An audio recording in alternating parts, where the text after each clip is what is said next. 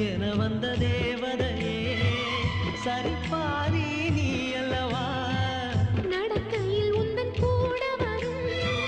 நிழல் போலே நான் அல்லவா கண்ணன் கொண்ட ராதையர